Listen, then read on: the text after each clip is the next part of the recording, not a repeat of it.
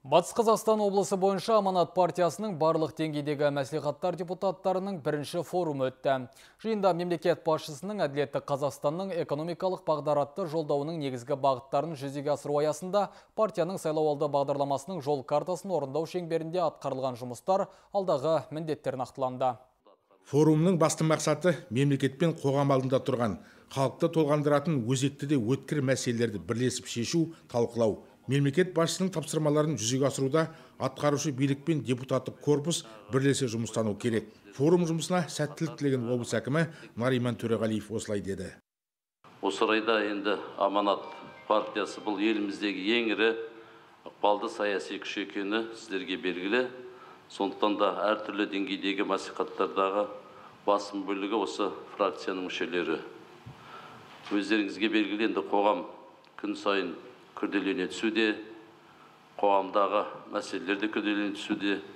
Халықтан қазіргі уақытта еш нәрсені жасыруға болмайды, ашық ақпарат өте жақсы дамыған технология ақпараттық. Сондықтан да біз осы қоғамда болып жатқан әртүрлі осындай мәселелерді халықтың жаңа мүддесінен шығу үшін сіздермен біздер болып бірлесіп осы мәселелерді шешуіміз керек. Бұл жиынның маңызы зор. Өңір еншісіндегі өзекті мәселелерді таразылап, тарихи шешімдер қабылдайтын еркін алаң. Бұндай басқосулар билік тармақтарының өзара байланысын нығайтып, ортақ шешімдер қабылдауға жол ашады дейді форумға қатысушылар. Бүгінгі күні партияда түпкілікті трансформация жасалды. Құрғақ уәдемен жалаң ұраннан арылдық. Сөзден іске көшіп, саяси алаңда да, қоғамдық жұмыста да партия қызметінің мазмұны сайлаушылар сенімін ақтауға бағытталуда. Партиямыздың аманат деген атауының өзінде тарихи жауапкершілік үлкен жүгі бар. Олай болса парламент палаталары мен барлық деңгейдегі мәслихаттар мандатын иеленген біздің аманаттық депутаттар өз мансаптарынан мемлекеттік мүддені жоғары қоя білетін парасатты тұлғалар деп білем. Партиялық жүйе ескі дағдан арылып, жаңашыл мазмұнға ие болды. Кешегі сайлау алды қалың бұқараның бізге білдірген қолдауы мен сенімін ақтау жолында барлық партия мүшелері жұмыла іске кірісті. Нәтижесінде көріп жатырмыз. Оған дәлел қоғамдық қабылдауға түсетін қоңыраулар, кері байланыс жасап жатқан азаматтар.